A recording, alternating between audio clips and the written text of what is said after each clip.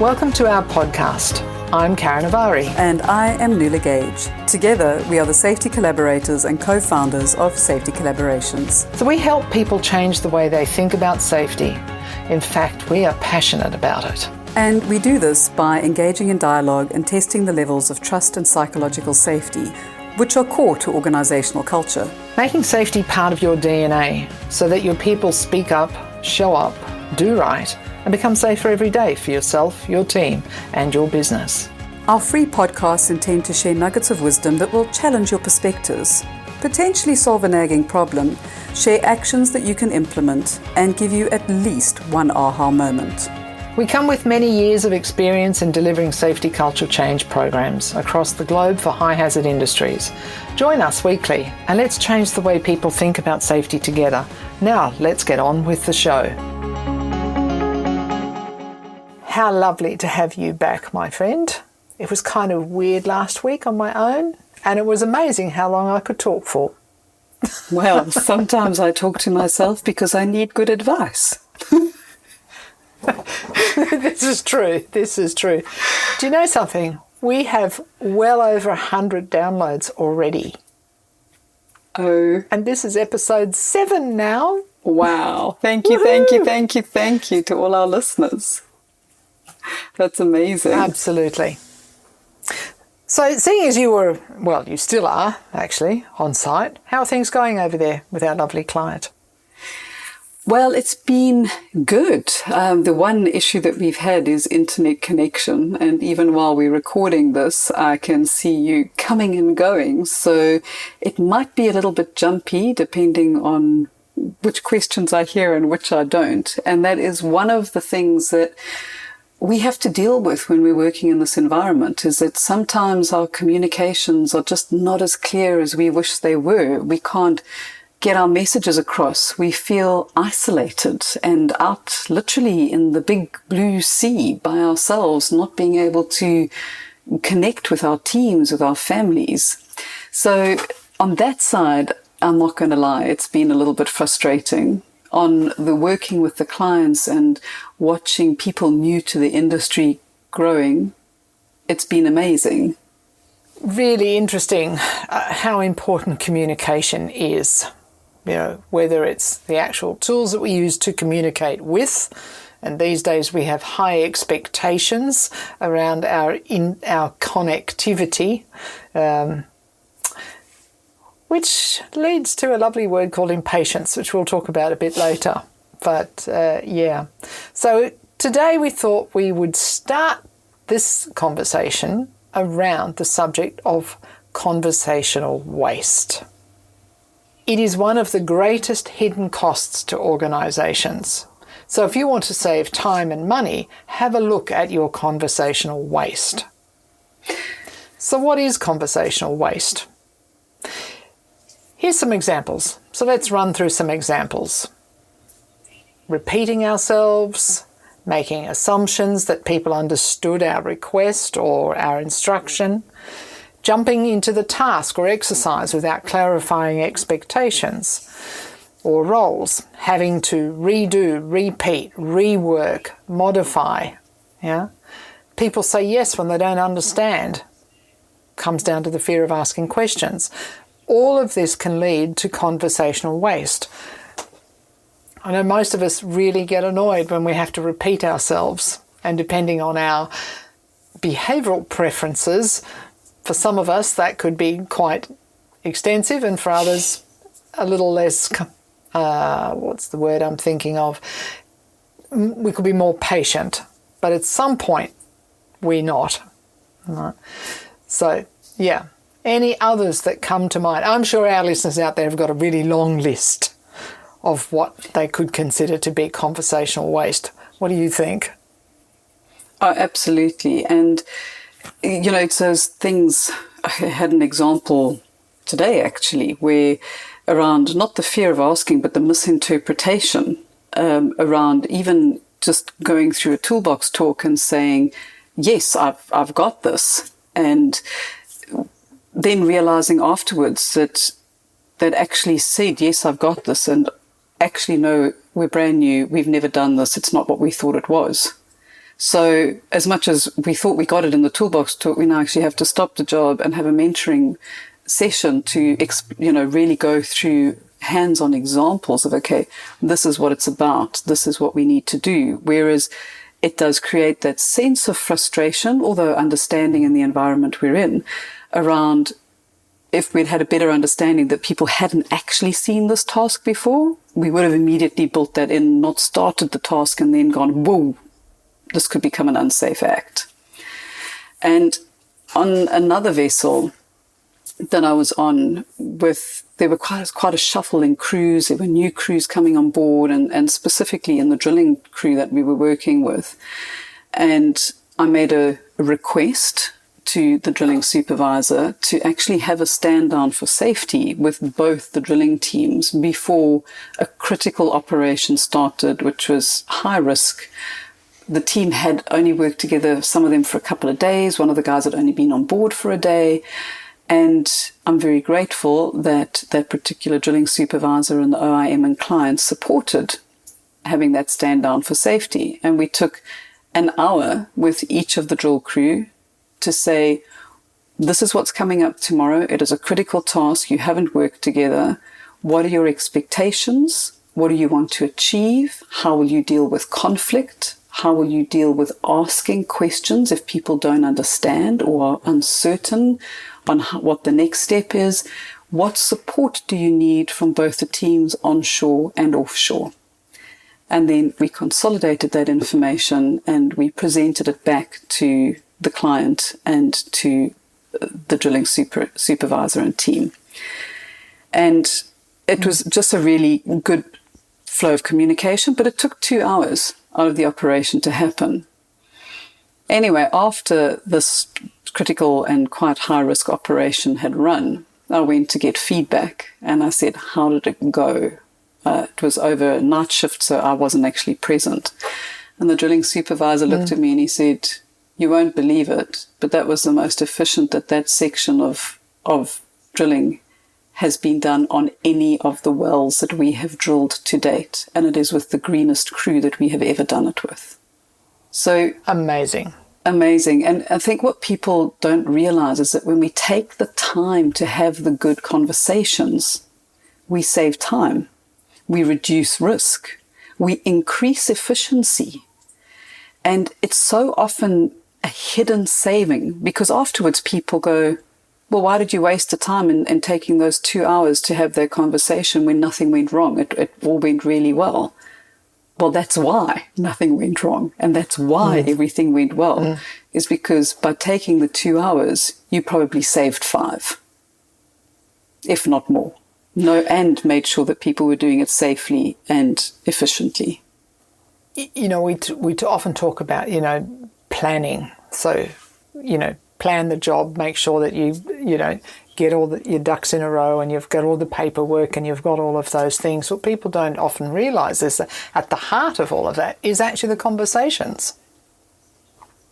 You have to have the conversations with everybody to be able to do that, So when we take the time to have those conversations, as you just said, we save time.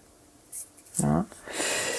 So if we think about what is the difference between conversational waste and giving, and this is a question you actually asked me earlier, what is the difference between conversational waste and giving people a safe space to debrief, download, vent before moving on to request or action?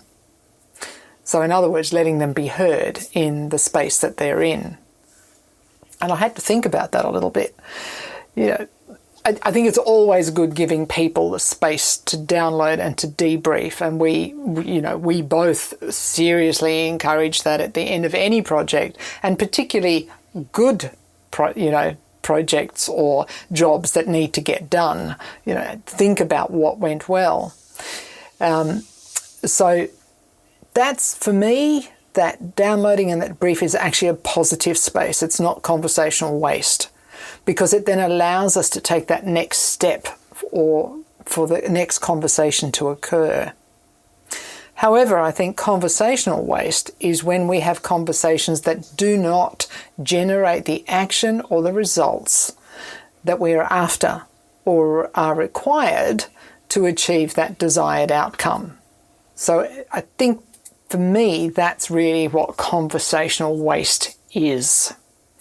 Some venting sessions are just venting sessions for no good reason. That could lead to conversational waste, or it could be a calming of emotion. So I think there's two ways to look at those aspects. But I think conversational waste is when we have conversations that do not generate the action or the result that we need to get things done.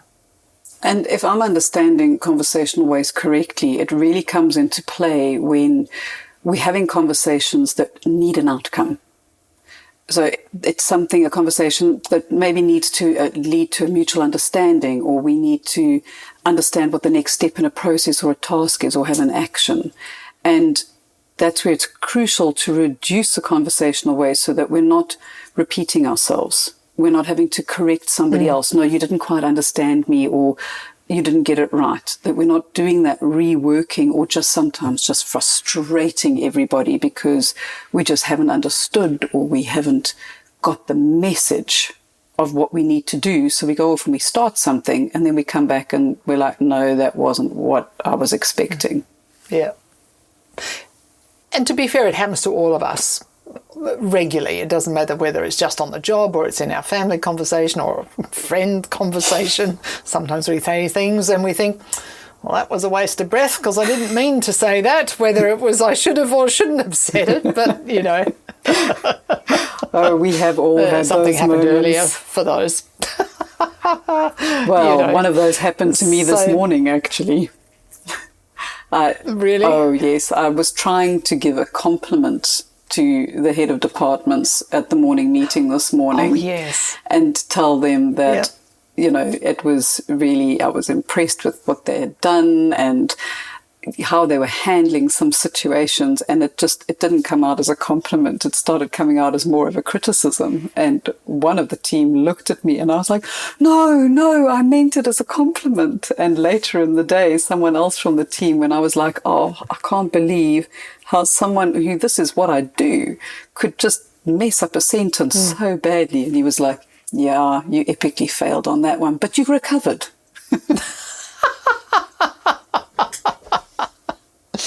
Yeah. And, I think that kind of leads into this, we're talking about conversations at work mostly through this session. And if we think about our work environments, what are they really? They are created by humans. They're human creations, actually, and operated by humans. And there are millions of conversations that happen all day long, every day. So we could say that conversations are a combination of speaking and listening.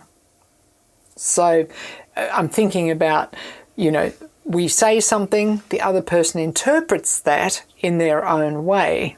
Hence why, we may say stuff that has the right intention, but that's not necessarily how it's observed or heard from the other. Right? So at the heart of speaking is language. And the function of language is to facilitate the coordination of action. And this comes from some research and coaching work that I've done over the years, that statement. Right? So in other words, how do we get stuff done? It's through the language that we use, or sometimes we call it the linguistic acts. Right? And if we think about those linguistic acts, they are, when we're asking someone to do something, we're making a request. When we make an offer, right, sometimes we make an offer to do something, so that is what we call an offer. Sometimes we make a declaration. We just say, this is what needs to be done, full stop. That is what we call a declaration. Or it might be, I am going to do X, Y, and Z. Right? We're not really asking for input. So language is really important. That's only just some of it. We also then come into what we call promises and slippery promises. And just for a bit of fun here, So somebody might ask you to do something and you might go, I'll get back to you on that. That is generally what we call a slippery promise, right? And we hear that all the time. And sometimes it's because we don't want to offend, or we don't want to be brutally honest that actually I'm too busy to do that right now. Yeah. So in fact, when we asking for people and then responding to those requests from others, it's how do we say, yes, I can, or no, I can't, or actually not now, but in a day's time, or whatever the case may be. So these are some of what we call the linguistic acts, but they are all the things that help us to get things done. So on that, I mean, it just triggered what we were presenting this week, and it's not particularly a linguistic act, but it's around how do we then get more information if we don't feel that we have more information to be able to agree, disagree, reduce potential conversational waste. So what we introduced this week, because we are working, it's gone up to 26 nationalities at the moment, is around... Oh my goodness. Yes, we're on 26 nationalities here. So you can imagine the opportunity for misinterpretation, misunderstanding, different ways of doing things, jargon. And we introduced another concept that you and I use a lot in conversational intelligence, which is called double-clicking. And if you think of your computer, when you want to open something, you go to your document folders, you open a folder, you double-click on it to get the information. And sometimes there's layers in that, and you keep double-clicking your folders until you find what you're looking for. And creating that space where people are comfortable, maybe let me rephrase that, maybe they're uncomfortable to say, I didn't understand you, or I'm not sure what you mean, or I don't feel I have enough information to be able to go and execute what you are requesting. You can say, Karen, can I double click on that?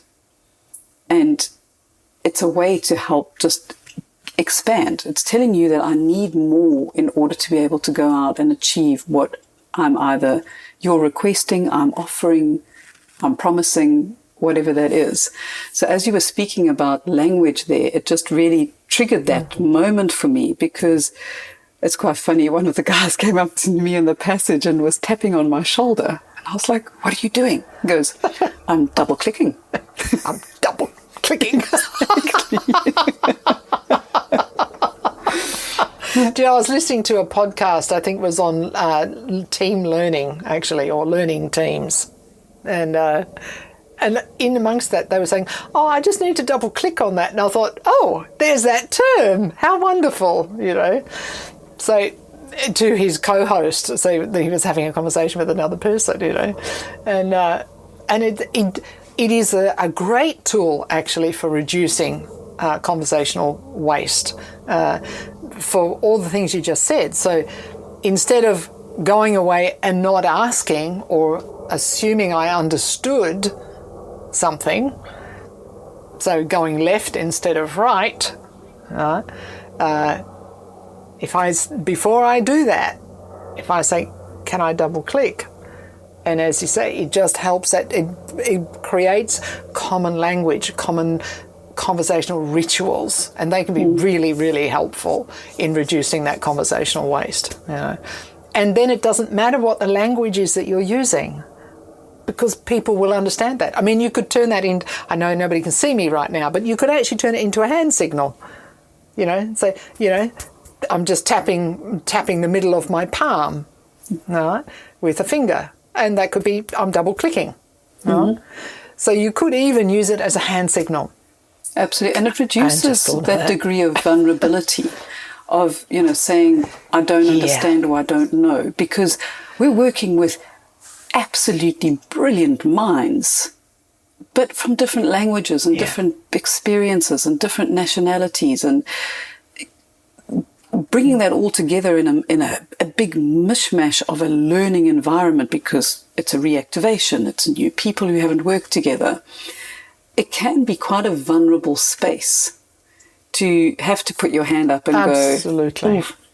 go, I'm not comfortable here. So that's one of the things that we are, you know, have introduced here, and we're going to try and get that momentum going to help reduce the conversational waste and really get people looking at how do we then use the language to ensure that when people are walking away, they get stuff done?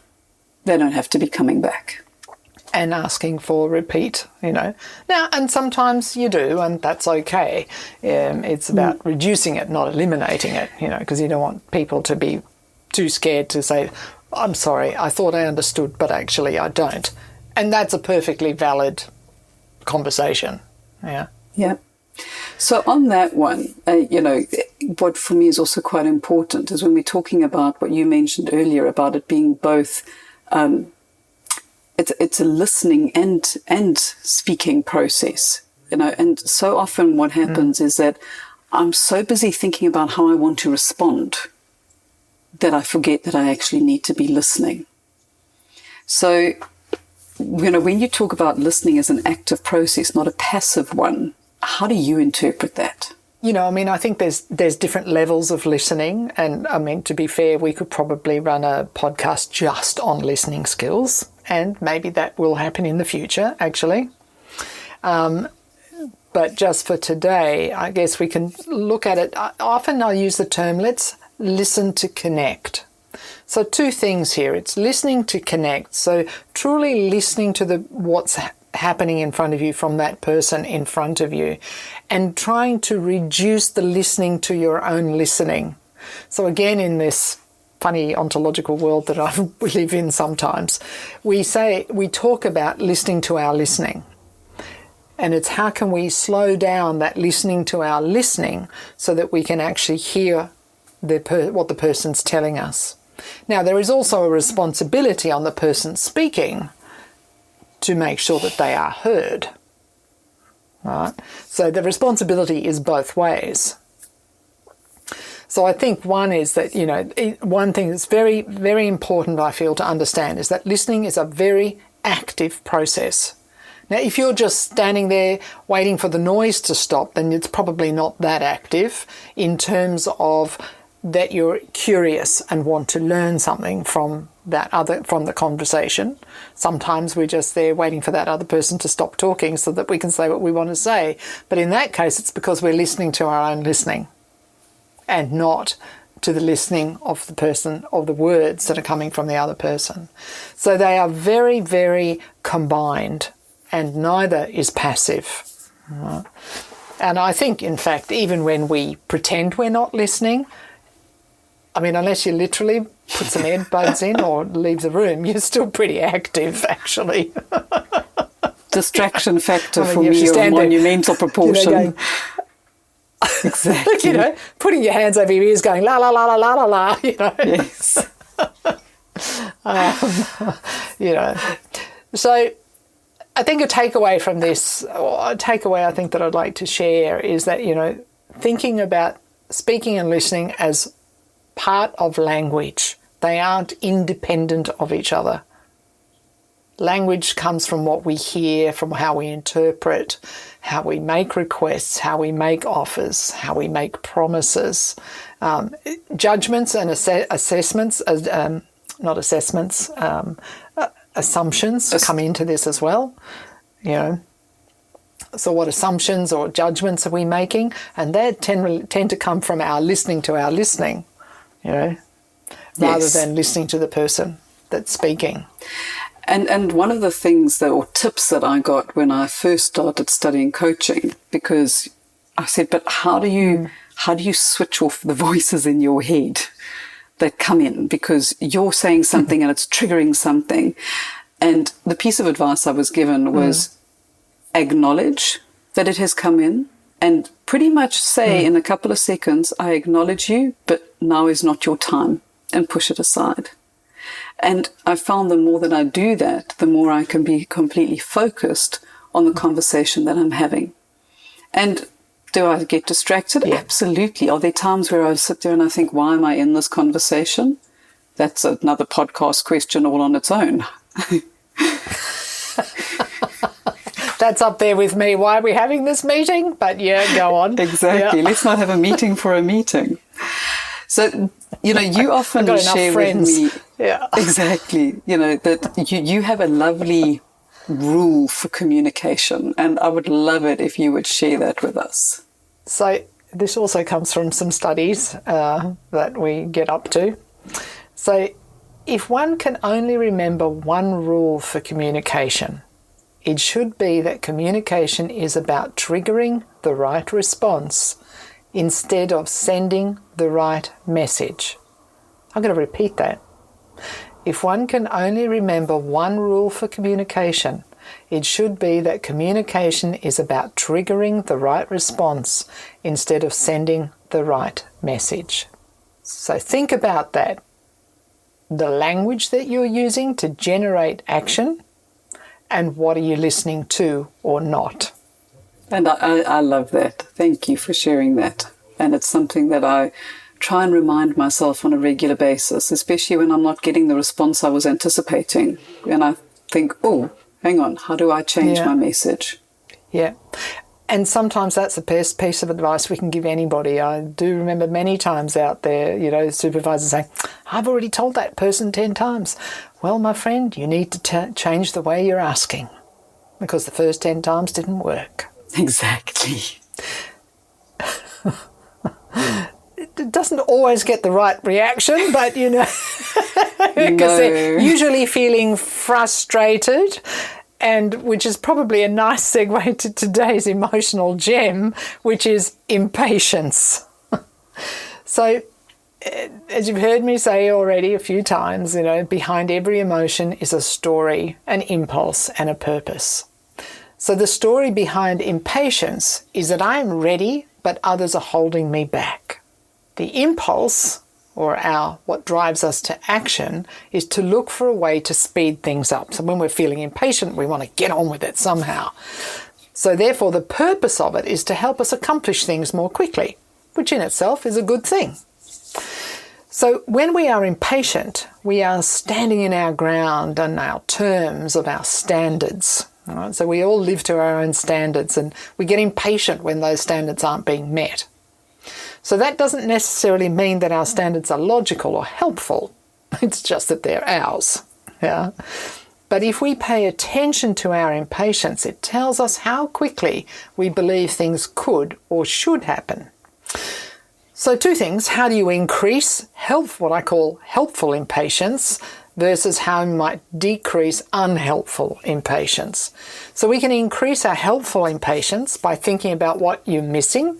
What about, because of a delay, or if the delays are patterns, then what might you need to consider? What types of conversations are you having that are not giving you the required outcome that you're looking for? Do you need to change your language or your listening? The other is how you might decrease unhelpful impatience. And as it often appears when you need to accomplish something urgently, perceived or actual. Right? That's usually when it shows up. So consider your standards or expectations. Again, and they're often personal. And they're often based on our perceptions rather than fact. And that's also a whole nother conversation, actually. So to reduce that unhelpful impatience, check your standards. Are they appropriate for the situation? What would happen if you changed your expectation? Food for thought. So impatience is often triggered more easily when we have a physical need like hunger, thirst, or exhaustion. Right? And are these basic needs being taken care of? Was that you are hungry, or you... No, you know my reaction when I'm hungry. Right, we all get really hangry. So for that, maybe we need to consider the needs of others. And if we talk about cultures of care, then sometimes taking care of our basic needs are also one way of reducing impatience and helping us to improve the conversations that we may need to have. Right? So you might want to be a little more compassionate or have a little more curiosity. Right? So all of these things hopefully lead to the desired outcomes. So consider your state of impatience during your next conversation for action. Any final thoughts? I just think that it answers so many things. And talking about the hangry, I actually just had a little giggle internally, because being offshore, it's quite regimented. You have very specific times to eat, to have coffee breaks, to do whatever. And I think it's actually in some ways a really good thing, because you don't get to that point where your basic needs are not being met unless you choose to not go and have your basic needs met. And how often do things like skipping lunch because you have to get through a deadline lead to burnout and things like that? Because we're not meeting our basic needs. Therefore, we become impatient. We still don't do the job as well as we possibly could. So that was my final thought and my trigger on that. Yeah. And that all can lead to snappy Tom conversations. That it can. on that note, thank you, everybody. See ya. That's a wrap for today. Thank you for joining us today. It's always lovely to have these conversations that matter. We'll be delighted if you share this podcast and hit the subscribe button on your preferred podcast platforms such as Apple or Spotify, etc. Connect with us via our website, www.safetycollaborations.com, where you will find the show notes for today's episode. Email us at hello@safetycollaborations.com. We'd be delighted to hear from you. We are easy to find on LinkedIn. Just look out for either Nuala Gage or Karen Avari and follow our company page, Safety Collaborations. Until next week, stay safe and stay well.